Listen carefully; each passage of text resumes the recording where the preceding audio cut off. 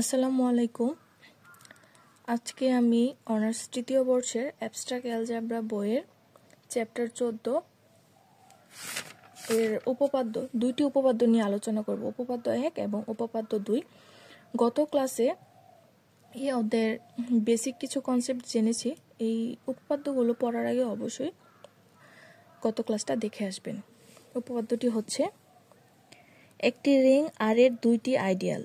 একটি রিং আর এর দুইটি আইডিয়াল এর ছেদক, মানে যদি দুইটি আইডিয়াল ধরেন S1 S2 হয়, তাহলে এদের ছেদক ও একটা আইডিয়াল হবে। এখন প্রমাণ ধরি রিং আর এর দুইটি আইডিয়াল S1 ও S2। তাহলে প্রমাণ করতে হবে এদের ছেদক মানে S1 S2 হলো আর এর একটি আইডিয়াল। এখন আমরা প্রমাণের সুবিধার্থে ধরে নেব A, B belongs to S1 intersection S2। তাহলে A, B belongs to S1 এবং A, B belongs to S2। এর কারণ হচ্ছে, যেহেতু AB S1 এবং S2 এর কমন উপাদান, ইন্টারসেকশন মানে হচ্ছে দুইটা সেটের কমন উপাদান, তার মানে AB S এও আছে, S1 এও আছে, AB S2 তেও আছে। এই কারণে আমরা এটা লিখতে পারি। দেওয়া আছে S1 S2 আলাদা আলাদাভাবে দুইটা আইডিয়াল, সুতরাং আমরা জানি যে আইডিয়াল হওয়ার পূর্ব শর্ত হচ্ছে তাদেরকে উপরিং হতে হবে, সুতরাং তারা হচ্ছে আর এর উপরিং। উপরিং সম্পর্কিত একটি উপপাদ্য চ্যাপ্টার 13 থেকে আমরা জেনেছি। এই উপপাদ্যটা আমার চ্যানেলে দেওয়া আছে, আপনারা চাইলে দেখে আসতে পারেন। এই উপপাদ্য অনুসারে আমরা লিখতে পারি, যদি A, B belongs to S1 হয়, তাহলে দুইটার বিয়োগফল S1 এর সদস্য এবং দুইটার গুণফল S1 এর সদস্য। একইভাবে AB যদি S2 এর সদস্য হয়, তাহলে দুইটার বিয়োগফল S2 এর সদস্য এবং দুইটার গুণফল S2 এর সদস্য। যেহেতু A - B S1 এও আছে, A - B S2 তেও আছে, তার মানে কি দুইটা সেটের কমন উপাদান হচ্ছে A - B A - B। তার মানে কি আমরা লিখতে পারি A - B হচ্ছে S1 এবং S2 এর কমন উপাদান, মানে ইন্টারসেকশন। একইভাবে আমরা লিখতে পারি AB belongs to S1 intersection S2। সুতরাং যেহেতু S1 intersection S2 উপরিংয়ের এই যে দুইটা শর্ত মেনে চলে, তার মানে S1 intersection S2 হচ্ছে আর এর একটি উপরিং। S1 intersection S2 আইডিয়াল প্রমাণের জন্য আমাদেরকে প্রথমে দেখাতে হবে এটা একটা উপরিং। তো এটা আমরা উপরিং প্রমাণ করেছি, এখন এটাকে আমরা আইডিয়াল প্রমাণ করব। আইডিয়াল প্রমাণের জন্য আমরা ধরে নেব A হচ্ছে S1 intersection S2 এর একটা উপাদান এবং R belongs to R।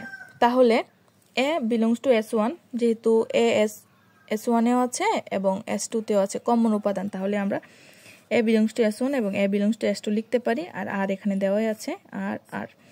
তাহলে যে ডান আইডিয়াল এর শর্ত মতে আমরা এটা লিখতে পারি AR belongs to S1 এবং RA belongs to S1, এবং এই শর্ত থেকে আমরা লিখতে পারি AR belongs to S1 এবং RA belongs to S2।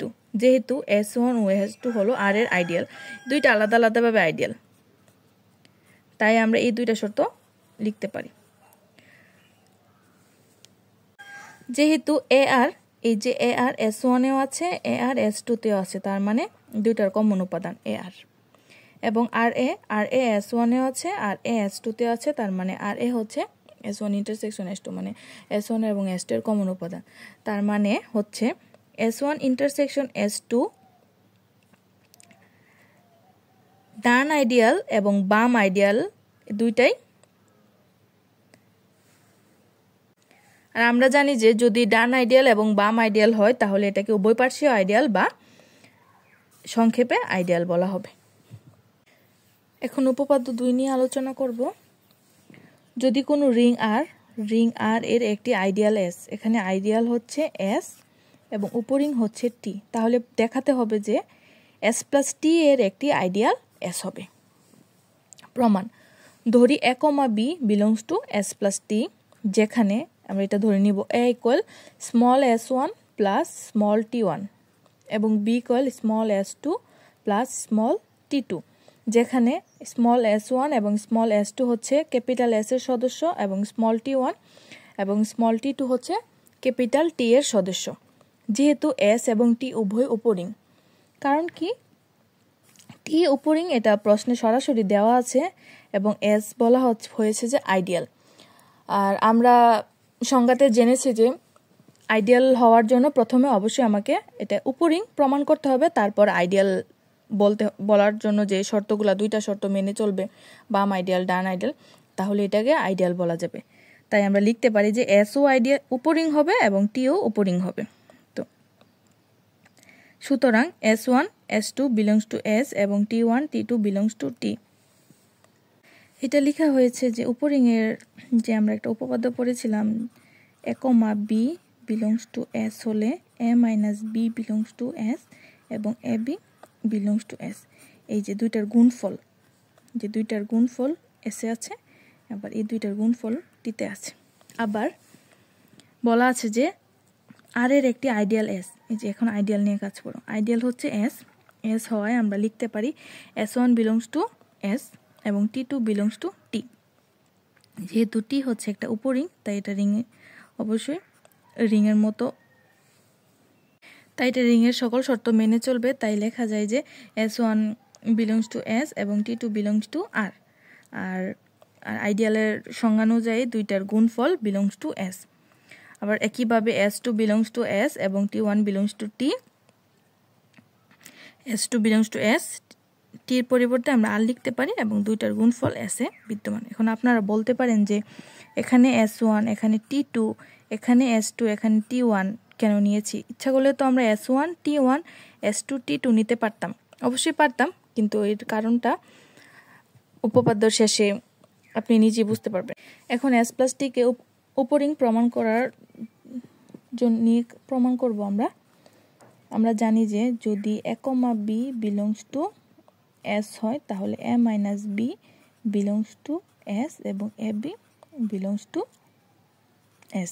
প্রথমে আমরা ধরে নিয়েছি যে a, b belongs to s plus t, তাই আমরা a মাইনাস b এই শর্ত অনুযায়ী a মাইনাস b এর মান বসিয়ে, তারপরে b এর মান বসিয়ে এখানে s1 মাইনাস s2 এবং t1 minus t2 belongs to s plus t। কারণ কি s ও t উপরিং, s ও উপরিং t ও উপরিং, তার মানে s1 মাইনাস s2 উপরিং এর শর্ত অনুযায়ী এবং t1 মাইনাস t2 উপরিং এর শর্ত অনুযায়ী, তাই আমরা এটা লিখতে পারি a minus b belongs to s plus t। আবার দুইটার গুণফল এখানে s1 s2 s1 t2 t1 s2 t1 t2। এই যে এখন এটার কাজ করব আমরা।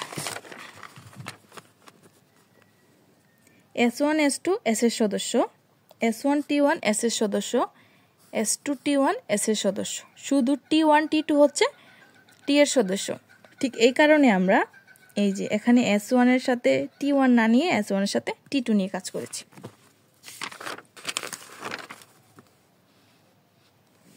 এখন আমরা মান বসিয়ে, এটা হচ্ছে s এর উপাদান এবং এটা হচ্ছে t এর উপাদান, তাই আমরা লিখতে পারি যে ab belongs to s plus t। যেহেতু a, b, যে প্রশ্নের শুরুতে আমরা ধরে নিয়েছিলাম a, b belongs to s plus t, তাই a minus b belongs to s plus t এবং ab belongs to s plus t। যেহেতু s প্লাস t উপরিং এর দুইটা শর্তই মেনে চলে, তাই s প্লাস t হচ্ছে একটা উপরিং। এখন s কে আইডিয়াল প্রমাণ করার জন্য আমরা ধরে নিব small s belongs to capital S। এর জন্য s ইকুয়াল, এখানে s হবে small s equal s plus 0, কারণ 0 কোনো কিছুর সাথে যোগ বিয়োগ করলে এটার কোনো মানের কোনো পরিবর্তন হয় না। তো s ইকুয়াল s প্লাস 0 লিখতে পারি, যেখানে s হচ্ছে, এই যে s হচ্ছে ক্যাপিটাল S এর উপাদান, আর এই 0 কে আমরা ধরে নিব ক্যাপিটাল T এর উপাদান। তাই আর এর উপরিং, যেহেতু আমরা গত পৃষ্ঠায় প্রমাণ করেছি যে s প্লাস t হচ্ছে একটি উপরিং, তাই আমরা এটা লিখতে পারি s subset s plus t subset হচ্ছে r। ইহা নির্দেশ করে s প্লাস t এর একটি আইডিয়াল হচ্ছে s।